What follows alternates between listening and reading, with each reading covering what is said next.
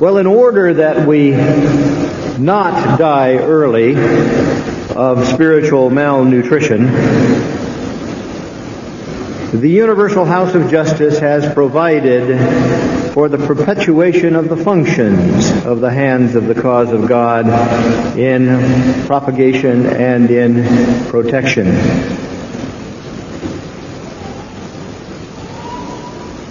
Counselor Afshin, who will talk to us about sacrifice, the essence of Baha'i service to the cause, is emblematic of the sacrifices of which he shall speak. He is a lawyer trained in the law in Iran, but found the call to service of Baha'u'llah stronger than the call to the bar, and was persuaded by Dr. Muhajir to serve the cause in India, where he came 19 years ago. Now, his experience here cannot have been all bitter, because it was here that he met another Baha'i pioneer from Iran,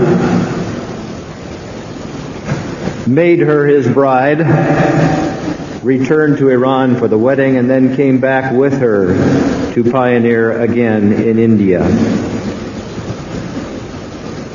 He was made an auxiliary board member in 1970 and has been a counselor since 1976.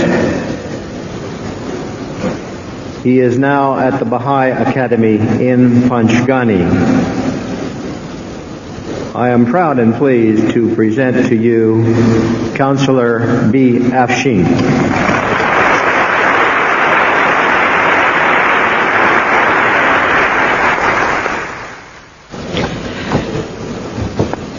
Yesterday, Judge Nelson asked me that, do you want me to tell anything about you? I said yes. One thing only. Tell the friends that my English is very poor. He said that I cannot do. Then I took the liberty and freedom to tell the friends that because my English is poor, whenever I am caught in between and run short of English words, then I'll use my high English. As this one. شکست بالتر از من میان مرغان نیست، دلم خوش است که نامم کبوتر حرم است.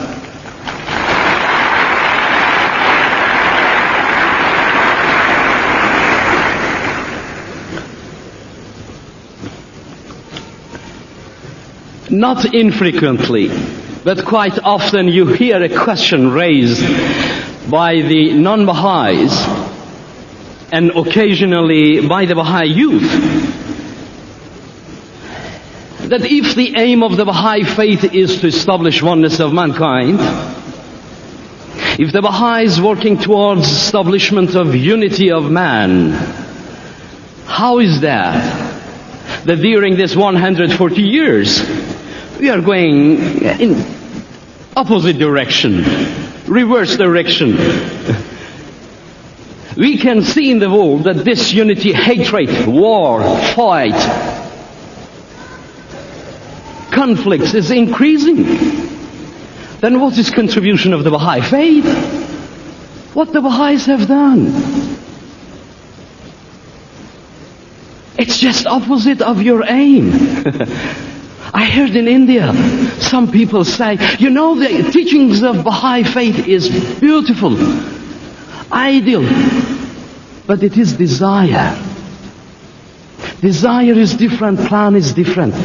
Tell us something practical. Because we can see that mankind is going in different direction. More misunderstanding and convulsion is taking place. How can you establish unity of man? Friends, really, what is the answer to this question? What are we doing? How far we are going in this way?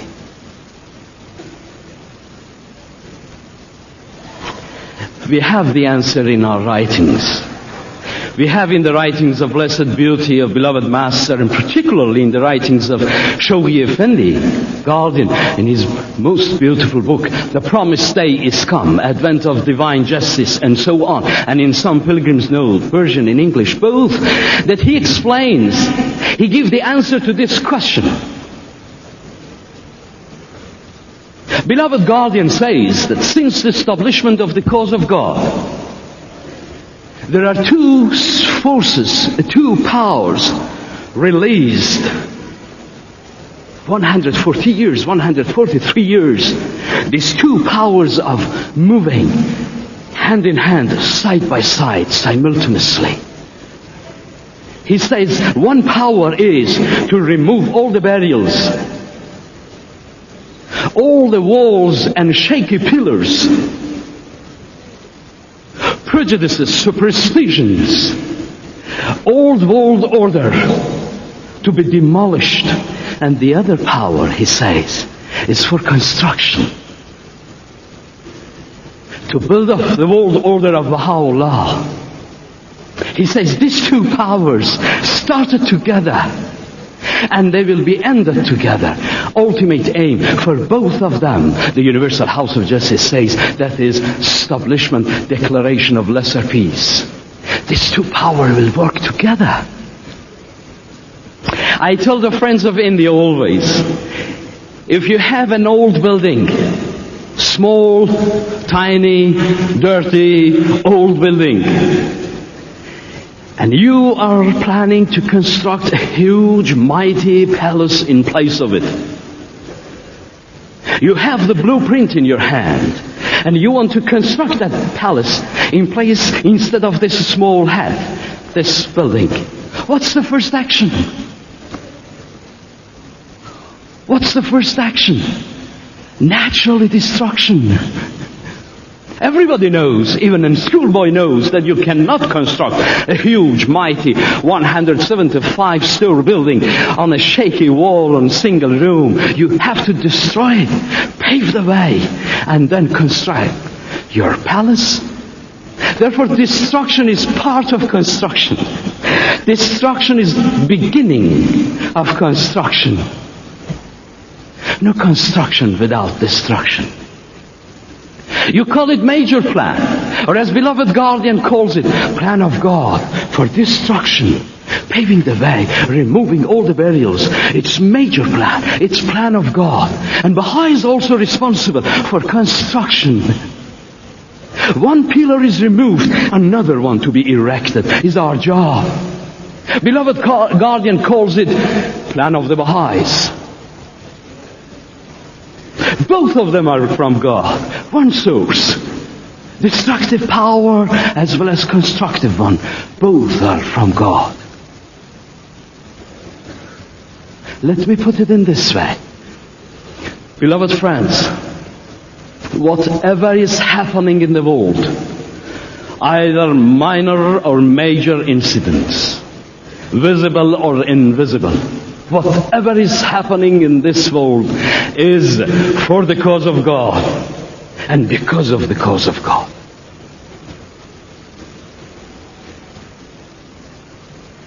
Blessed Beauty of Baha'u'llah in Most Holy Book mentioned that. Just now, Hand of the Cause, Mr. Featherstone mentioned that. In his Holy Book, Baha'u'llah says, the world's equilibrium has been upset through the vibrating influence of this most great, this new world order. Mankind's order life had been revolutionized.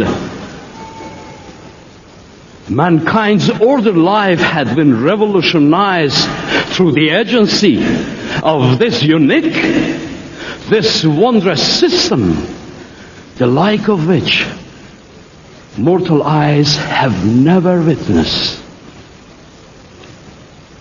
Mankind's order life had been revolutionized. The whole balance of the world is upset. Baha'u'llah says it is because of my world order, because of this unique, this most great, this new world order. The whole system of the world is disturbed. Yes, because it is unique. The mortal eyes have never witnessed. Beloved guardian in God passes by says, no Baha'is, even the most scholar one, can claim that he understands and he realizes how great, how majestic is the world order of Baha'u'llah, because we do not know what it is and how it is. Whatever we say is our imagination and supposition. But these two powers are working together hand in hand to establish world order of Baha'u'llah. And beloved guardian gives another factor, and he says that the rate of speed of these two powers is increasing. Baha'u'llah says each year, each month, each day, awnan fa'awnan, moment by moment, to speed up, both of them. And beloved House of Justice, in the beginning of the 5-year plan, told the believers, urge the Baha'is, arise, that your plan of the Baha'is, may match and coincide with plan of God, that destructive one. Baha'is should not lagging behind. Our plan should go hand in hand. One shelter is removed, the old world order is removed, demolished. Baha'is should put on another one, the new one, because it is going very fast. I'm listening to the news every day, morning and evening. If I don't listen, it's as if I'm cut off from the world. My wife always complains of that why your attention to the news is more than me. But anyhow, you know, years back, listening to the news, every few months, 5 months, 7 months, you would hear something new, some great incident took place. But now today, evening news is different than the morning one. Believe me, they don't repeat it. So many things is happening. There's no time to repeat what happened in the morning, because it is in our writing. The power of destruction is getting momentum. It's destroying, paving the way. Time is short. The world order of Baha'u'llah should come through. And the Baha'is, our time is short. We have to do something. And House of Justice asks the Baha'is, don't waste your time. Teach the faith. Deepen the knowledge of the believers. Consolidate your local spiritual assemblies. It's paining when sometimes you realize that Baha'is, even pioneers, do not know what great things they are doing. How wonderful is their job. They go to a village. They open a tiny village to the cause of God. To them it is not important. But we know it is important. When they establish small local spiritual assembly in the interior area, in Indian subcontinent, you know what they are doing? Another pillar. Another pillar is added to 32,000 pillars, local spiritual assemblies. On them, 148 mighty, majestic pillars, national spiritual assembly. And on the top of them, supreme body, universal House of Justice is resting. We are constructing the world order. Our job is great, and blessing of Baha'u'llah is great.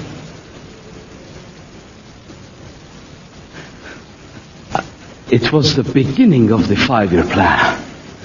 We were going to launch the 5-year plan. It was a big gathering in Bombay. Amatul Baha Ruhiya Khanum was addressing the Baha'is. And she told the Baha'is, don't worry about plan of God, and don't talk so much about plan of God and destruction and calamities and convulsion, when it will happen and how it will happen, because we do not know details of it. But she said that God knows how He handles His plan. You worry about your own plan of the Baha'is. God has His own agencies.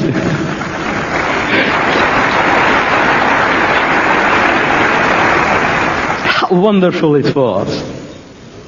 He has His own manpower. The Universal House of Justice says mankind in general, working for God. Some on the top, leaders, ordering for destruction. And some people actively involved in destruction. And she said, but you worry about your own plan. It's natural, friends. If we fail in achieving goals of our plan, Baha'u'llah won't ask, for instance, municipality of Bombay, why the Baha'is didn't achieve their goals. Naturally, Baha'u'llah will ask the Baha'is, what happened to you? You're responsible for construction. I am telling our beloved friends of Indian subcontinent, that's why we Baha'is in India are stressing so much on this law of Baha'u'llah, that we Baha'is should not take part in political parties. We are not supposed to take part in political parties because we are for construction, not destruction. As we say in India, for the Baha'is there is no Zindabad, Murdabad. We do not believe in that. That's why one of the laws of Baha'u'llah is to be obedient to the government, to be loyal to the government. Baha'is are the first people in each nation, in each country they reside, to be faithful to their government and to their nations, because we are for construction. Because we are making world order of Baha'u'llah, we are engineers, we are the architects. Because of this teaching, the faith is so important, beloved friends. We need more architects. We need more builders. We have to attract them to the faith. We cannot construct world order of Baha'u'llah with 1,300 bricks. We cannot construct world order of Baha'u'llah with only 15,000 local spiritual assemblies in India alone, or a few hundred local spiritual assemblies in different countries. We cannot. We need much more powers, manpower and engineers. That's why teaching the faith is so important.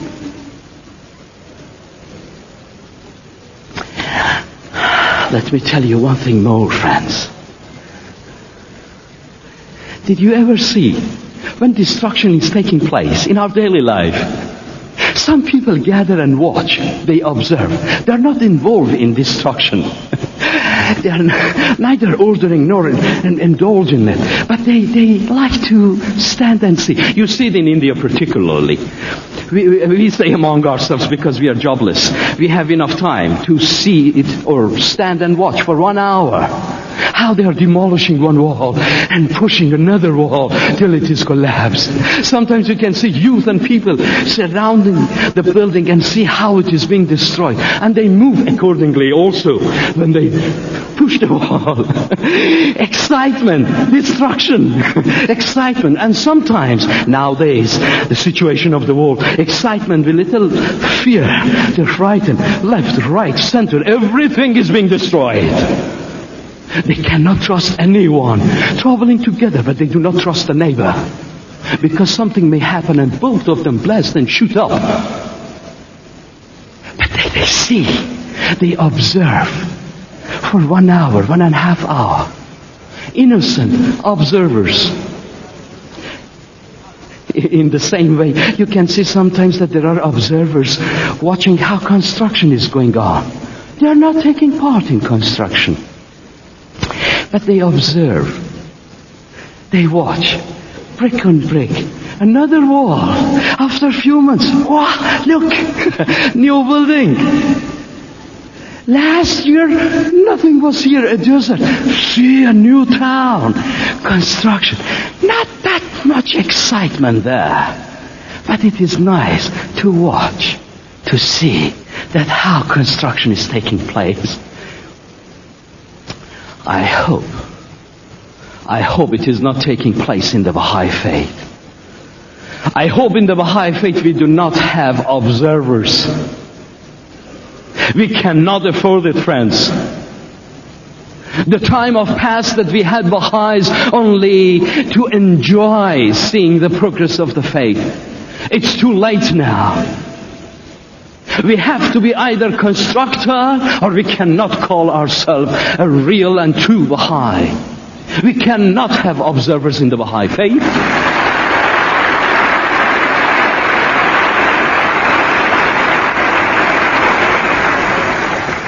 Hand of the Cosmos of Fruiten was saying, we are soldiers of Baha'u'llah. It's a spiritual army of Baha'u'llah. You cannot say that in this country we have an army consisting of 2,000 soldiers and 1,300 of them are inactive. The rest of them are active soldiers. You cannot have such kind of army. Army of Baha'u'llah cannot accept inactive soldiers. Naturally, we cannot. We cannot have observers anymore.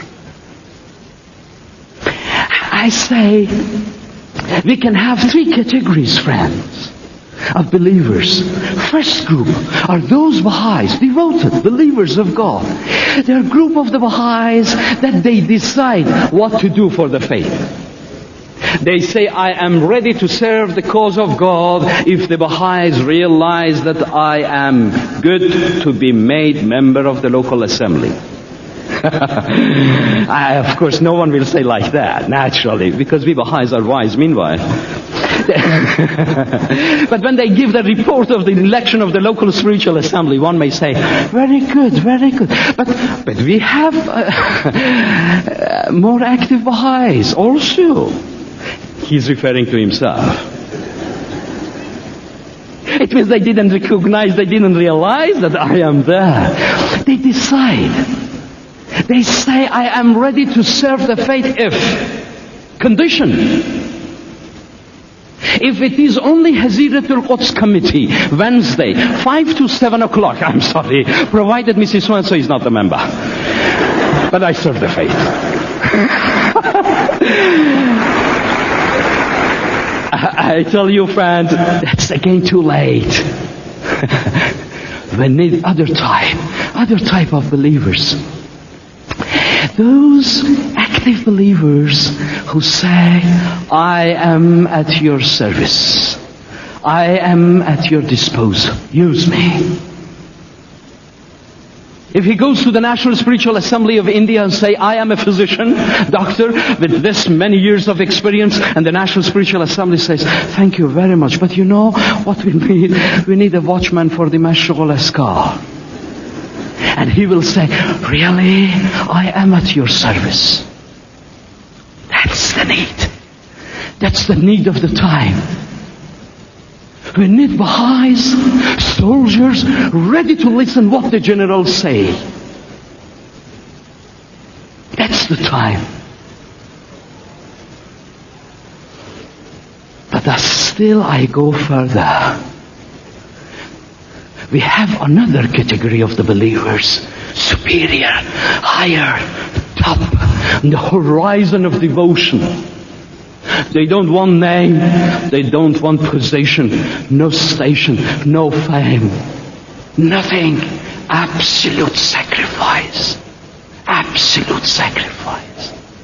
Devoted, lovers. They don't have their own name. Example of sacrifice. That's the type of the soldiers of Baha that we need.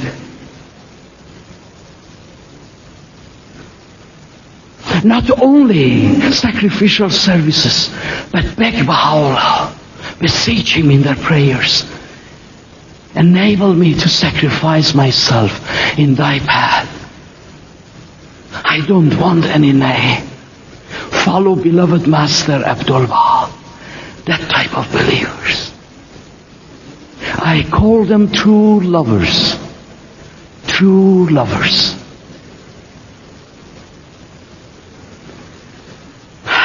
When I was too young, years ago, a few years back, I started reading the books, history, writings, and I was excited. I discovered, maybe I am wrong.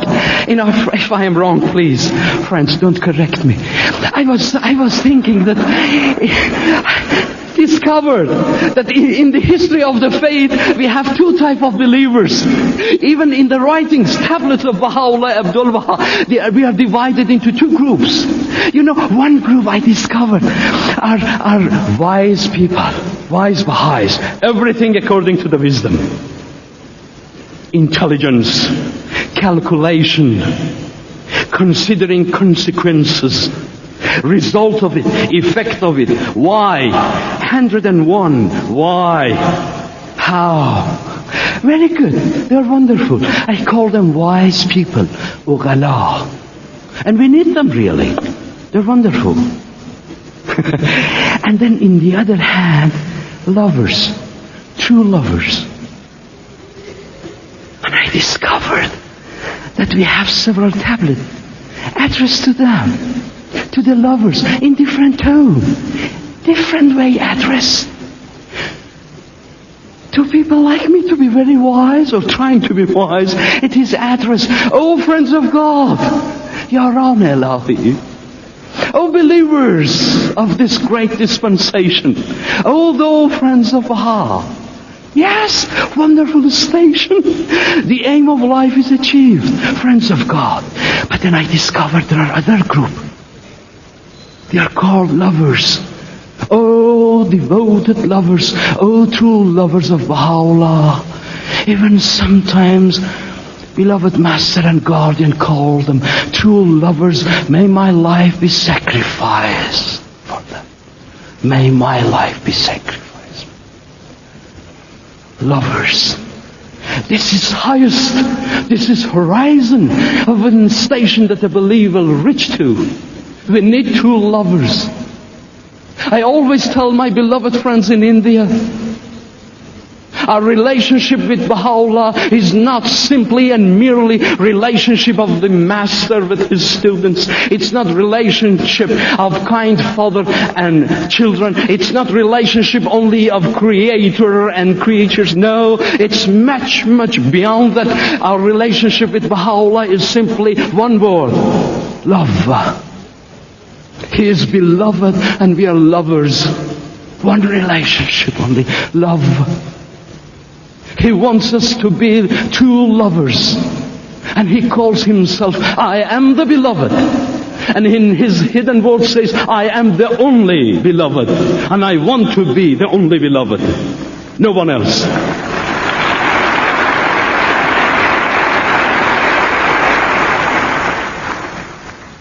True lovers. How can we understand that we are true lovers? It's very difficult.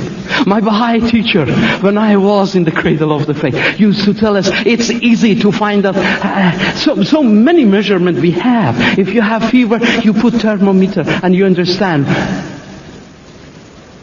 If you want to measure, you will say 2 meters, 3 feet. How many kilos? But for love of Baha'u'llah, there is no measurement. I don't think there is any thermometer so far discovered. But I suggest that you think about it. Maybe it is possible. But to put in the mouth of the Baha'is and find out what is their devotion. Wow.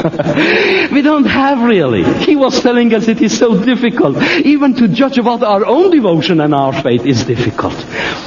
But in the hidden words, Baha'u'llah gives the way. And he gives the standard. He said, if you are a true lover, ask for sacrifice and calamities and tests. Ask for it. Beseech it. And I'll give it to you. He said, this is the sign of true lover. A true lover will beseech God to accept his sacrifice. To give his life. He asked for tests and trials and difficulties and calamities. He never cries, but he begged Baha'u'llah. He locked himself in a room and begged his beloved, beloved, shower on me tests and trials. I want to sacrifice everything. That's the sign. And I was reading Dawnbreakers when I was young. And I was moved by the stories of the history of the faith. God passes by. And I was thinking, Baha'u'llah, why the Dawnbreaker is closed? Why not one more chapter? Why not second volume of Dawnbreakers? What happened? Why heroic age is over? So pity. It's great to be in formative age. But that day of love and devotion and sacrifice and excitement, the time of Tahir Qurratul Ain, the time of Mullah Hussein, why it's over, why it is closed, why we are becoming wise, why the number of wise men is increasing and lover is reducing, why? Praise to God. Baha'u'llah answered our prayers. In this formative age, we entered the fourth epoch of the formative age. And Baha'u'llah said, look here is the heroic age and formative age linked together. Look at the cradle of the faith. Look at the countries that are opposing the cause of God. The Baha'is having another chance to be heroes of the faith. We are tasting the beauty of heroic age. We are fortunate. We are blessed. We are in formative age. But Baha'u'llah gives the taste and beauty of heroic age to us. I'll tell you one story. I'll try to finish it quickly. I read in the history, there were two brothers in Isfahan, very rich. Nayyar and Sina. The elder brother Nayyar, Janab Nayyar, outstanding teacher of the faith, both of them, very rich. They had a big house, those days a palace, beautiful Persian carpets. People would come and stand to come and see them with the excuse of greeting them. They wanted to watch and see the furniture of the house. They had a big and beautiful samavar, we call it, the instrument to make tea in it. To come and see how rich they are, these two brothers. And they accepted the faith. They became Baha'is and everything lost. They opposed them, persecuted them. The house was taken away. All their belonging and possession, everything. And they asked for it. They asked for sacrifice and Baha'u'llah is given to them. Everything was taken away. They left their hometown. They came to Tehran. Both of them continued teaching. Nayyar, an old man, didn't have a shelter to live in. The spiritual assembly of Tehran is given small room in the Haziratul Quds of Tehran for Janab Nayyar, the teacher of the faith, to have his fireside. Every night he had fireside. Every night. An old man and sick in single room. One night, a lady, Jew background, but power of Baha'u'llah, making all of us members of one family. She suddenly thought, let me go and see how Nayyar is having his food. How this old man, the teacher of the faith, is living. She went to the Haziratul Quds. She opened the room door. And she cried out. In astonishment she cried. And she asked, Janab Nayyar, what are you doing?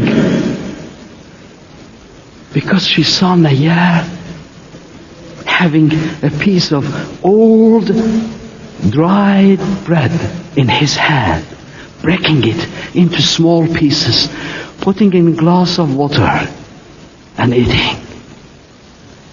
She shouted, Janab Nayyar, what are you doing? And Nayyar gently answered, I am having my dinner. I am having my dinner. That's it. And it's recorded in the history of the faith. She was so moved, but she didn't dare to say anything. She knew that she cannot bring out money and give to the hand of Nayyar. She can't, with the command and risk of Nayyar, she cannot. She had a little money tied in her handkerchief.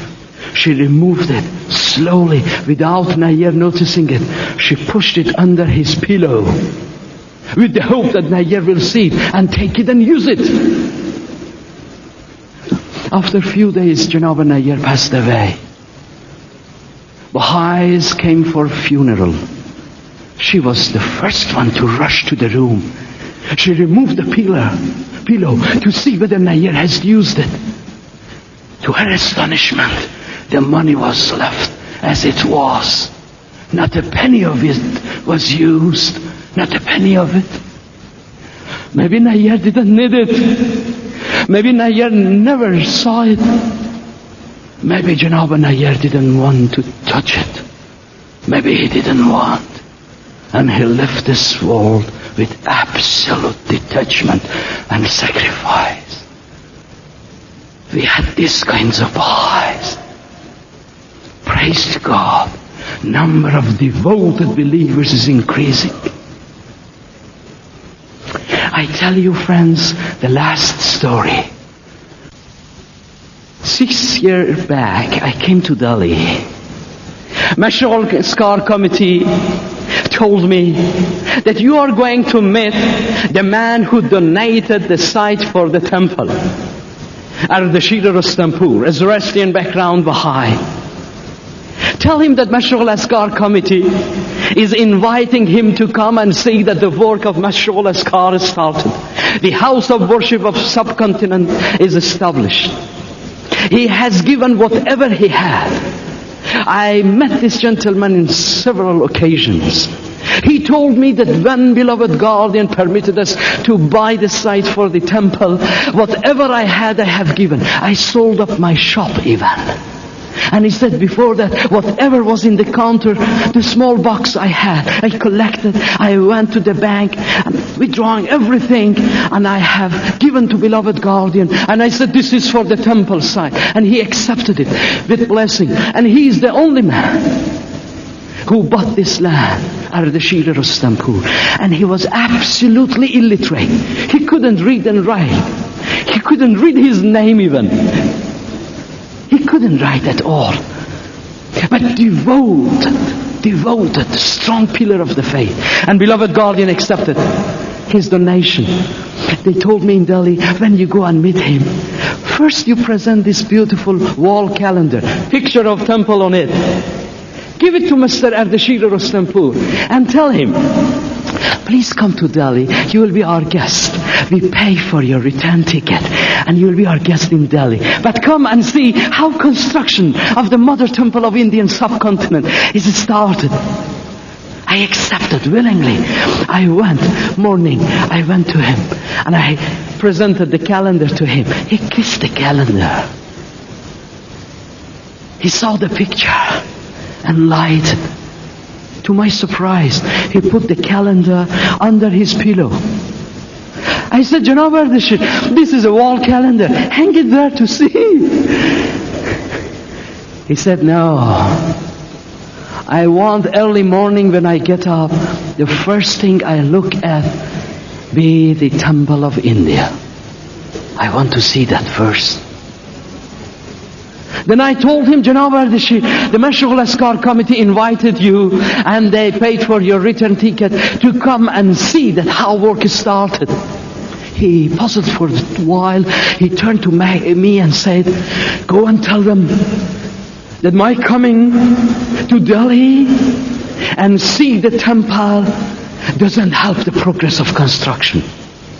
How much is the ticket fare? I said, few thousand rupees.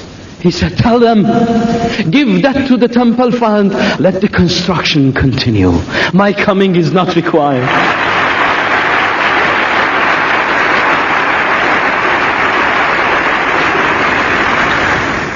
We have true lovers. We have so many of them. He died and he never saw the temple. But I am sure he is with us. It is mentioned in several occasions, Ardashir Rustampur is with us. And he is watching the progress of the faith. This type of devotion. I am sure that 8,000 devoted true lovers of Baha'u'llah are sitting here. Beloved friends, I was traveling in India and in Asian countries, encouraging the believers, friends, contribute to the temple fund, telling them what I have learned when I was a student in Baha'i classes in Iran, I learned from my Baha'i teacher always telling us, don't miss the opportunities. You know, beloved guardian appealed to the world, contribute to the shrine of the Bab. He was constructing shrine of the Bab and asking the believers, urging them to contribute. We have received, signed by beloved guardian, of 25 paisa, contributed by individual believers, and beloved guardian signed, the received and sent to them. But he was encouraging the believers, contribute. Shrine of the Bab is under construction. And our teacher was telling us, but when shrine was completed, it was over. No Baha'i could contribute anymore for construction. He was telling us, if you give now $10,000 and say this is for construction of the shrine of the Bab, they say, good, nice intention, but it is too late. It's too late. It's completed. I was telling the friends throughout Asia, friends, let us contribute. When this Lotus house of worship is completed, then you cannot contribute. They will tell you, it's too late. Contribute now. Let us have something there. A brick by your name, by the name of your son and daughter, and your late father and mother, the dear and near one. Do something before it is completed. But my heart is enlightened. Recently, Universal House of Justice, out of its mercy, announced to the National Spiritual Assembly of India and to all the Asian National Spiritual Assemblies, announcing that a new fund is established, Temple Maintenance Fund. And they said now Baha'is are urged and encouraged to contribute towards this fund. Temple Maintenance Fund. Praise be to God. Door is not closed. We can contribute to the temple maintenance. Beloved friends, I was talking yesterday with architect Sapa. I asked him how much will we estimate of expenses of the temple maintenance. He said we calculated nearly 2.5 lakh of rupees. We say in India 2.5 lakh. 200,000, 250,000 rupees each month minimum for maintenance. Then he told me, you know this silent teacher of the faith? We calculated that nearly each month we can distribute 100,000 pamphlets and book about the Baha'i faith in different languages. 100,000. Not only in the languages, Indian languages, the 15, 16 major languages and 200 minor languages we have in India, but different languages. Baha'i literatures, 100,000 of them every month. He said, calculate, if each one of them cost us 1 rupee, then monthly 100,000 rupees is needed for only distribution of pamphlets by this silent teacher of the cause of God, besides the maintenance fund. Now, beloved friends, House of Justice permitted us to contribute to the temple maintenance. Beloved Master says, Baha'i festivals are very great. But he said Baha'i festivals is not like other societies and religions. They come together, enjoy, singing, giving lectures, and so on. He said that's not enough. Baha'is in great festivals, they should determine for something unprecedented, something great, something unique. They should hand in hand, members of one big family should arise to do something important, unusual thing. Then he said that is real festival. Can we make in this last day of our conference a decision? Can we decide to contribute to the temple maintenance fund and assure Universal House of Justice and relieve the National Spiritual Assembly of India from this tension that they have? how we are going to meet such expense. 2-3 lakhs every month. How? Can we contribute and send a cable telex to the Universal House of Justice, Supreme Body? Say this is for this glad tidings from Indian subcontinent. Now, this news from our gathering, after 4 or 5 days being together, temple is dedicated to mankind and to God. Now, we Baha'is, 8,000, 9,000 of us gathered here, we pledged to pay, to contribute towards this fund. No worry for the Universal House of Justice. Tell the House of Justice, we achieve it. Beloved friends of India, you have constructed your mother temple with absolute poverty. We witnessed how the believers in Indian subcontinent were contributing. We read in the Baha'i news that a lady in a village, a Baha'i woman, just to contribute to the temple, come for dedication, she decided 2 years ago to raise chicken, 5-10 of them, to sell the eggs, earn, collect, contribute. With absolute poverty. That's the sign of devotion and sacrifice.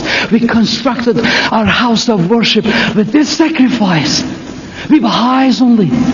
With absolute poverty. We constructed our temple. Let us prove that we can look after the maintenance of our temple. Let's do it. Let's send a message to the Universal House of Justice. Beloved House of Justice, at least for the first phase of the 6-year plan, say so, 1.5 years. No worries. We Baha'is gathered in this conference, we pledged. We contributed and we pledged. We will look after it. Nothing from international fund. We shall do it. I'm sure. We shall do it.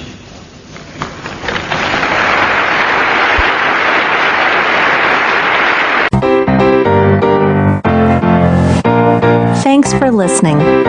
If you'd like to listen to more content on the Oneness Movement, be sure to subscribe and leave a comment.